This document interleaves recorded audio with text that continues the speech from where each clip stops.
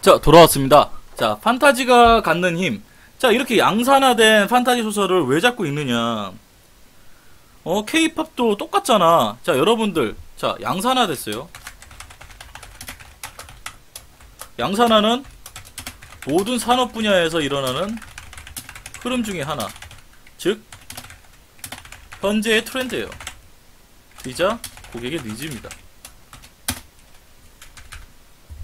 쉽게 말하면 정말 예술성만 강조하는 순수 예술 작품이 있고 철저히 고객의 니즈에 맞춰서 나오는 상업 예술 작품이 있어요. 그러니까 돈 되는 그림, 돈 되는 글, 돈 되는 소설들을 이제 양산화 작품이라고 하는데, 자, 그 전에 자 판타지가 갖는 힘. 그런데도 봐.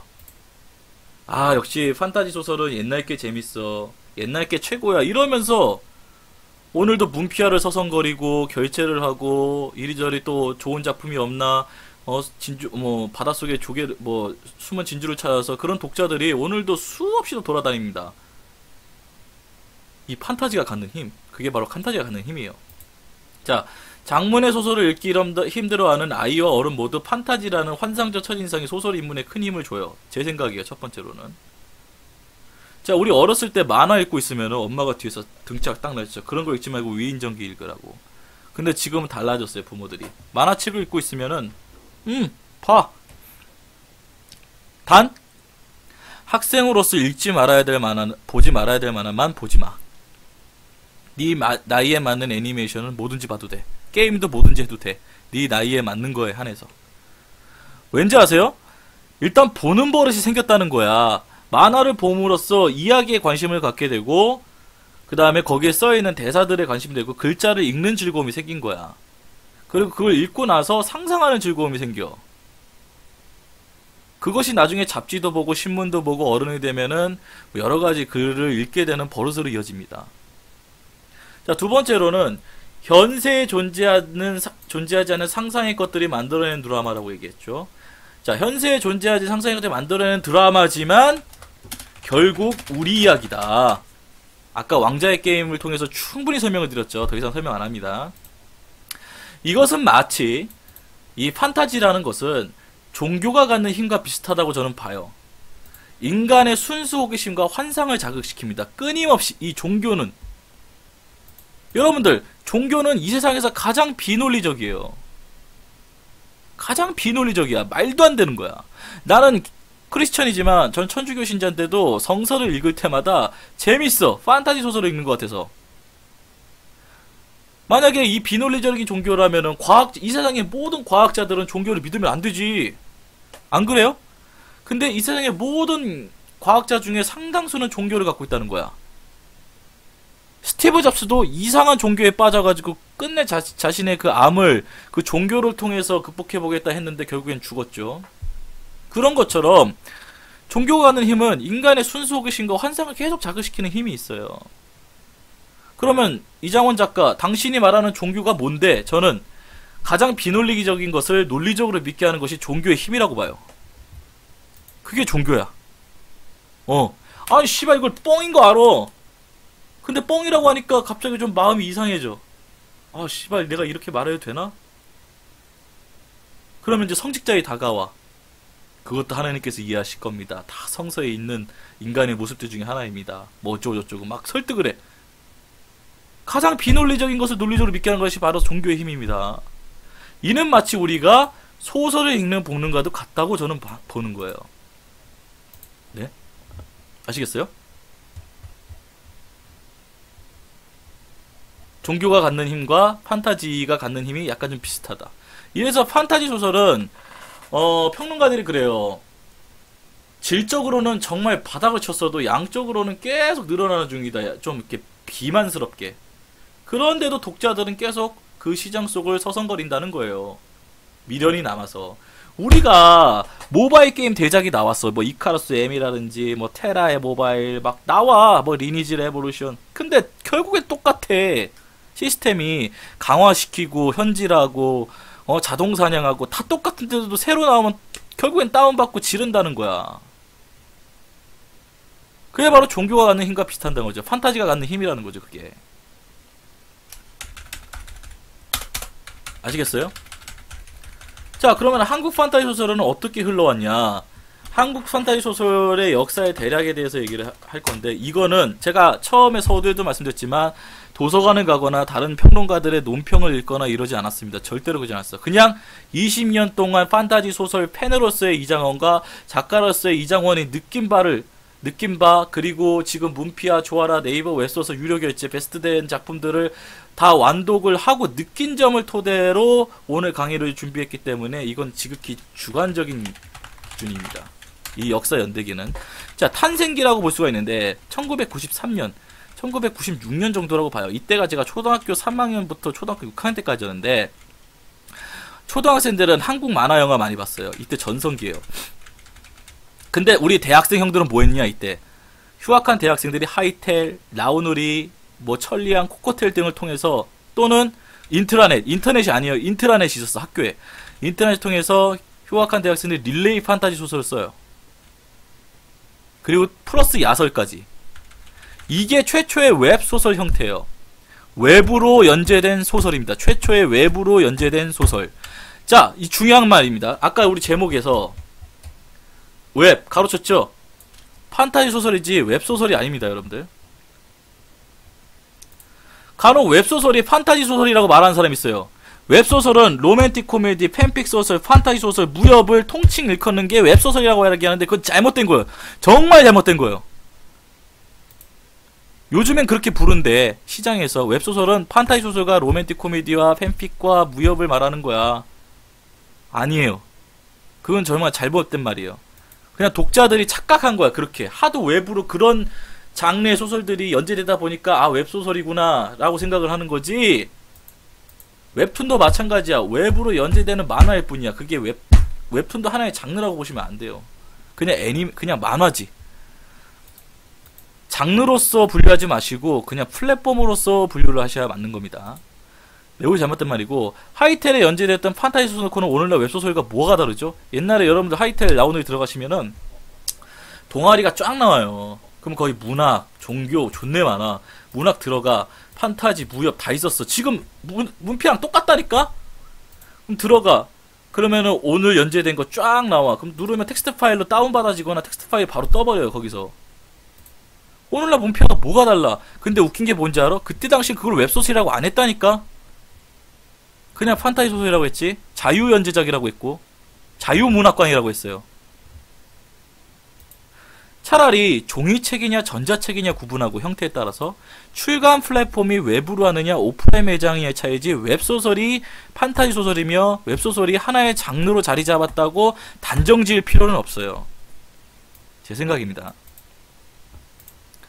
자, 이때 수많은 명작들이 나오는데 퇴마록, 그리고 바로 한 걸음 뒤에 드래곤 라자. 연재는 이때 시작했고 출간을 그 다음 세대인 정전기 때 했어요. 98년도, 97년도 정도 했을 거야 아마. 테마록이나 드래곤 라자 같은 경우가. 이때가 탄생기예요. 이때는 작품도 몇 개 없었어. 오히려 야설이 존나 많았어. 진짜 야설 막 또리의 모험이라든지 옆집 여스님 뭐 이런 거, 여대생의 하루 뭐 이런 되게 많았어. 야설이 진짜 양설 하나 있었어. 근데 판타지 소설은 그 종류가 별로 많지 않았다. 그에 비해. 자, 정점기 르네상스 시대입니다. 이때가 판타지 소설계 97년부터 2003년기 정도인데, 98년도 IMF 여파로 한국 경제가 몰락하던 시절에 판타지 소설은 마치 침체된 국민들의 애환을 달래는 듯한 돌파구 같은 역할을 합니다. 판타지 소설뿐만 아니라 그때 나온 가요들, 뭐 게임 이런 것들은 그 침체된 우리 국민들의 마음을 달래는 하나의 어떤 돌파구 같은 느낌이었어요. 되게 저도 굉장히 재밌게 봤고 게임도 굉장히 많이 했어요. 그때 금모으기 운동, 아나바다 운동 아세요? 아껴 쓰고 나눠 쓰고 바꿔 쓰고 다시 쓰자는 운동이야. 정말 자린구비 같은 운동이죠. 이러니 국민들이 온 IMF를 극복하기 위해서 너도 나도 없이 동참하는 모습은 마치 판타지 소설 속에 등장하는 민중들의 모습과 닮아 있었다는 거죠. 진짜로. 지금은 이런 모습들이 안 나와요. 요즘 판타지 소설에는 많이 안 나옵니다. 거의 안 나온다고 보면 돼요. 거의 다 1인칭 시점에다가 주인공이 개깡패야. 그냥 주인공 그냥 일대기야. 위인전 같아. 자, 덕분에 IMF를 단 1년 반 만에 극복하고 이 대한민국이 국민들을 자극시킨 것의 가장 큰 것은 문화의 예술이 차지했을 것이라고 저는 단정짓다고 봐요. 저는 단정지어요. 진짜로. 이때 당시에 마치 80년대를 연상케 하는 뭐 민중가요라든지 뭐 가수들도 동참해서 자기가 받았던 트로피 같은 것도 막 녹여가지고 막 금으로 기부하고 그랬단 말이야. 가수가 뭐죠? 연예인이 뭐죠? 대중들의 음유시인이야. 대중들의 음유시인이자마자 특히 인기 가수들은 영웅이란 말이야. 영웅이 먼저 나서서 자기가 대상 받은 그 트로피를 녹여서 금모으기 운동에 참여를 했다니까? 그때 당시 판타지 소설 주인공들이 이랬어요. 자기가 불쌍한 백성들을 이끌고 왕을 치러 갔다니까, 막 왕국으로. 용 타고 날아가고 막. 그런 모습들이 판타지 소설, 결국 우리 이야기에서 벗어나지 않았다는 거예요. 그때 당시 작품들도. 자, 98년도 드래곤라자 출판을 시작으로 서점의 순수문학, 생활서적 등을 모두 몰아내고 메인칸을 꽉 차지하는 판타지 소설물들. 아이와 어른도 모두 바글바글했습니다. 그 코너에. 심지어 여대생 누나들도 굉장히 많았어요. 그 앞에 서성거린다고 해서 뭐 저런 걸 보나 하고 막 손가락질하지 않았어요. 이때 나왔던 무수한 작품들, 용의 신전, 마왕의 육아일기, 가즈나이트, 룬의 아이들, 하얀 로나프강, 마왕 이계정벌, 학사검정, 황제의 검, 세월의들, 묵향. 지금 모든 무협과 판타지 소설의 씨앗들입니다. 씨앗 작품들 이때 다 나와요. 근데 이때 양산화가 돼. 이때 르네상스지만 정점기였지만 결국엔 양산화가 시작돼요. 어떤 양산화가 시작되냐면은 모든 판타지는 반드시 종족이 나뉘어야 됐고 인간, 드워프, 드래곤, 엘프, 수인족 꼭 이렇게 나눴어. 다 똑같아. 다 똑같았어. 근데 이 트렌드를 바꾼 게 뭐냐면은 제가 알기로는 묵향이었을 거야. 묵향이 처음으로 무협에서 판타지 세계로 차원 이동을 해요. 이게 엄청난 센세이션이었어. 이런 게 바로 트렌드 세터라는 거예요.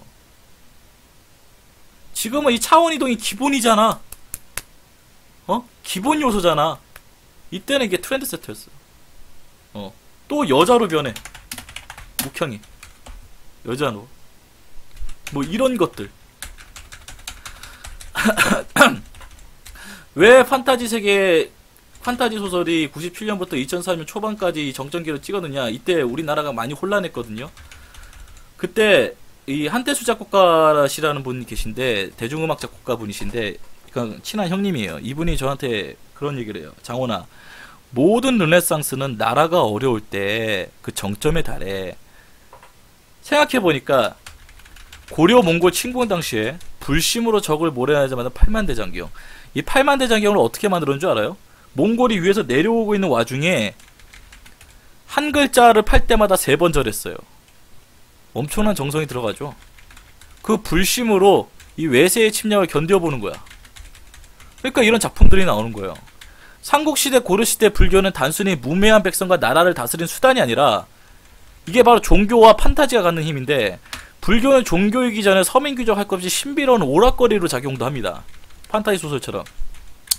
부처님 불교의 가르침이 굉장히 뭐랄까 고리타분해요. 뭐 인간사는 뭐 욕심으로 가득 차 있고 이것을 버려야 되고 굉장히 좋은 말만 많아. 되게 고리타분하고 머리 아파. 근데 이 고리타분하고 머리 아픈 이야기를 어떻게 하면 이 무매한 백성들이 부처님의 말씀을 즐겁게 받아들이고 즐길 수가 있을까 하는 게 바로 그 부처님의 활약상, 뭐 사천왕들을 불러내고 뭐 열의 신장이니 부처님이 손오공 위에 손바닥에 손오공이 막 이런 말도 안 되는 어떤 판타지스러운 이야기들을 많이 막 설법을 한단 말이야. 삼국시대 이런 이야기를 들으면서 대중들은 정말 말도 안 되는 뻥 같지만 부처님의 그런 위대함을 믿기 시작해요. 그 부처님의 위대함을 노래와 전래동화와 책과 그림과 조각과 건축 등으로 표현합니다. 작가들이 생겨요. 대중작가들이. 부처님을 탱화라고 하죠. 부처님 막 긁음이고 사천왕 막 조각하고 이런 것들이 이때 당시에 불렀던 부처님의 말씀을 이렇게 노래로 불렀던 게 오늘날 치면 대중가요예요. 민중가요고. 98년도 IMF로 굉장히 나라가 혼란스러웠을 때 판타지 소설가 또 뭐가 발전하는 줄 알아요? 한국 힙합이 발전해요. 당시 한국 힙합이 지금 힙합 좋아하시는 분들, 뭐 도끼니, 뭐 송민호니, 뭐 요즘 뭐 잘나가는 래퍼들 많이 듣잖아요. 듣는데 그 중에 또 일부가 다시 고전으로 돌아가. 98년도 가리온이라든지 이런 음악으로 다시 돌아가. 옛날 외국에선 나스라든지 AG, 우텐 클랜, 비기 이런 쪽으로 다시 듣는 이유가 뭔지 알아요? 그때 당시에 98년도 한국 힙합 가사를 봐봐. 사랑과 우정, 역사의 흐름, 사회 비판, 철학적인 요소가 완전히 길거리 음유시인들이었어.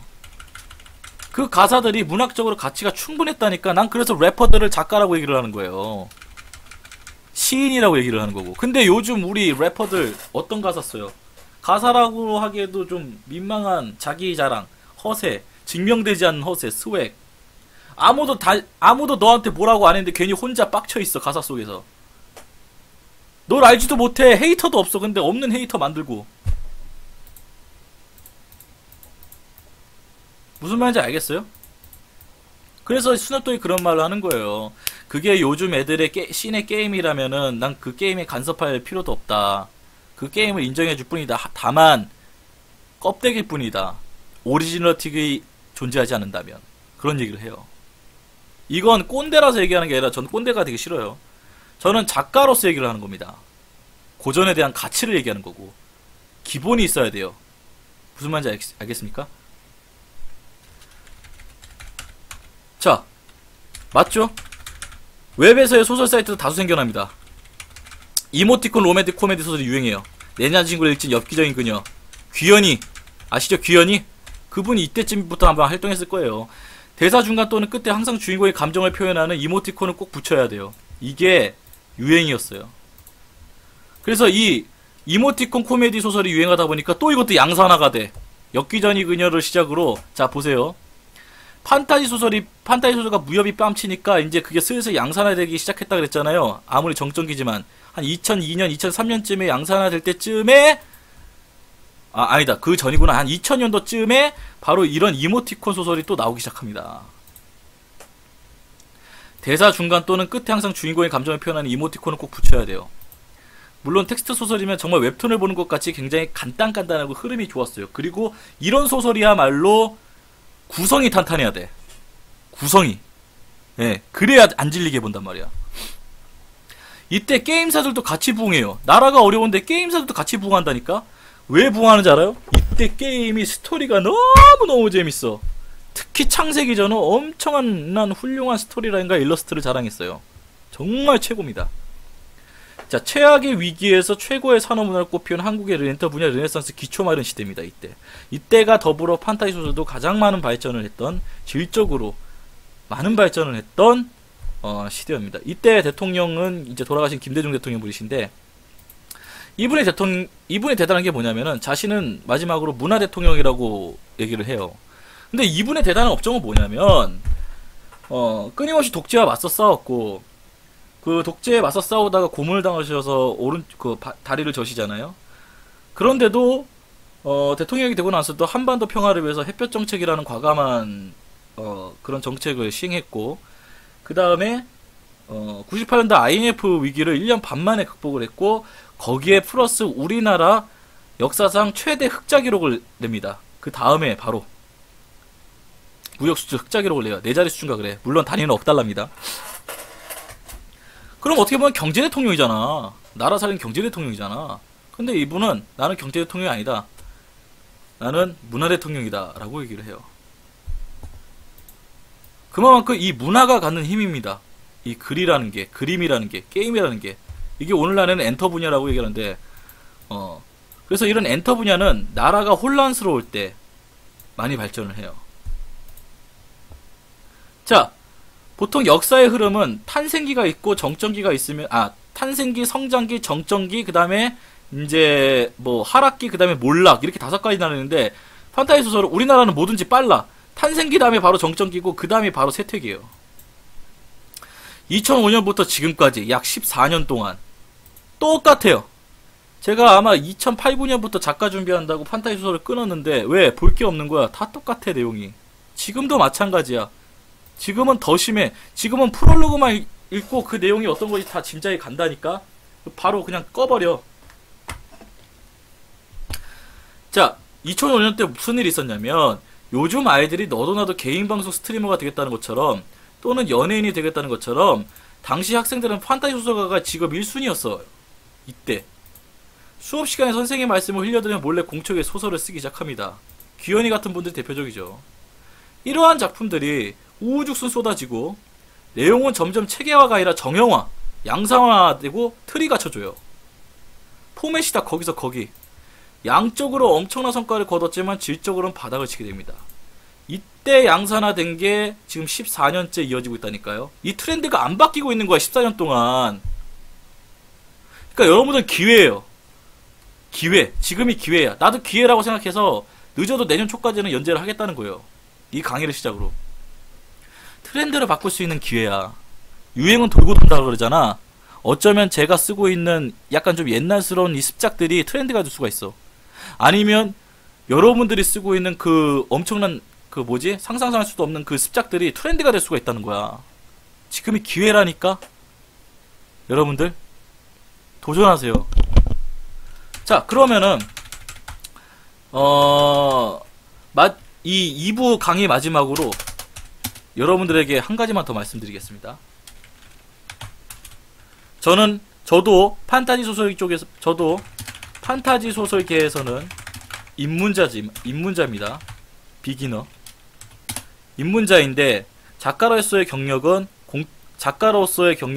좀 많이 됐으니까 뭐 이런 강의도 하는데, 제가 이런 강의를 할 수 있는 힘은 어디서 나오냐? 첫 번째, 제 별명이 3가지가 있어요. 사기꾼, 천재, 소방관입니다. 사기꾼하고 천재는 비슷한 뜻인데 뭐냐면은, 작가는요 집요해야 돼요. 집요해야 돼요. 끈기와 인내가 있어야 돼요. 자, 자료를 수집했지? 그걸 자료를 완전히 내 걸로 만들어야 돼요. 작품을 쓰려면은 자료를 모으고 그걸 완전히 내 걸로 만들어야 돼. 근데 여러분들 이거 건너뛰잖아. 지금 여러분들이 욕하는 양사나 사극작품 있죠? 맨날 왕이랑 궁녀랑 만나가지고 결국에 러브라인 형성하고 반란군자들 잡고 똑같잖아. 내용은 다 똑같은데, 그 양사나 사극을 쓰기 위해서 작가는 조선시대의 모든 것을 공부합니다. 여러분들 합니까? 모르겠어요. 저는 단정 짓지 않을게요. 근데 이 작가들이 꼭 가지고 있어야 이 자세가 저는 유독 특출나요. 무슨 말이냐? 심할 경우에는 오전에 회의를 했어. 늦은 밤에, 그날 늦은 밤 초안을 줘. 나는 보통 오전에 회의를 하면은 일주일 있다가 초안이 나거든요. 근데 저는 그날 늦은 밤 초안을 줘. 그리고 그 초안이 거의 완벽해. 나중에 뭐 2차, 3차 수정하더라도 변동이 거의 없어. 그래서 저보고 천재래요, 천재. 그리고 사기꾼 같대요. 자, 이런 내공은 어떻게 길렀냐. 제가 아까도 말씀드렸지만 26살인가? 24살 했구나. 좀 늦게 시작해가지고 막내 작가 자리가 없어가지고 작은 프로덕션 들어가서 메인 작가부터 시작했는데, 작은 프로덕션은 굉장히 열악해요. 영세해요. 그래서 경쟁이 치열할 수밖에 없습니다. 거기서 살아남으려고. 일주일에 기획안을 작가가 하나씩 써요. 일주일에 하나씩. 그 기획안이 요즘처럼 뭐 10장, 12장 이런 게 아니라 70, 80장 되는 기획안을 일주일에 하나씩 써요. 그리고 그거 가지고 입찰을 계속 들어가. 그 입찰을 들어가려면은, 만약에 예를 들어서 삼성이라는 기업 홍보 영상 또는 다큐멘터리 제작 입찰 제안서 모집이 떴어요. 공고에. 그러면은 늦어도 3일 안에, 미친놈이죠 솔직히 말해서. 지금은 그러지 모르겠다. 3일 안에 삼성을 다 알아야 돼. 어느 정도 알아야 되냐면은, 삼성의 신입사원이 뽑혔어. 신입사원 오리엔트 칠 때 강사가 나오죠? 그 강사만큼 알아야 돼. 이 3일 안에 자료 모아서 그 머릿속에 다 넣고, 머릿속에 집어넣은 거 가지고 구성해야 돼. 하루 이틀 만에. 그리고 PPT로 만들어. 이게 딱 월화수목금토까지 이거를 1년 동안 했다니까. 그러니까 웬만한 일거리가 들어오면은 나는 진짜 껌인 거야. 껌인 거야. 이게 제가 경쟁 속에서 프리랜서 경쟁 속에서 살아남을 수 있던 비결이에요. 29살에 세종문화회관 대극장에 작품 올린 사람이 비결이에요. 요즘 어떻게 20대에 작품 올리나? 말도 안 되는 거지. 그래서 소방관이라는 별명도 붙어. 왜? 급하게 해야 되는 일. 이 급하게 해야 되는 일 아무리 처리를 못 해주거든. 사람들이, 작가들이 아무리 머리가 좋아도. 근데 난 해줘. 그래서 소방관이라는 소리 들어요. 하루는 어디 보험회사 거 다큐멘터리를 만드는데 그 자료를 다 수집해가지고 머릿속에 집어넣은 다음에 그 보험회사 그 담당 프로젝트 부장님한테 제가 신입사원 교육 한번 들어가 볼까 그랬어. 그래서 제가 신입사원 교육 강사로 들어갔어요. 1시간 정도 제가 강의를 했는데 아무도 제가 방송작가인지 몰랐어. 나보고 사기꾼이래.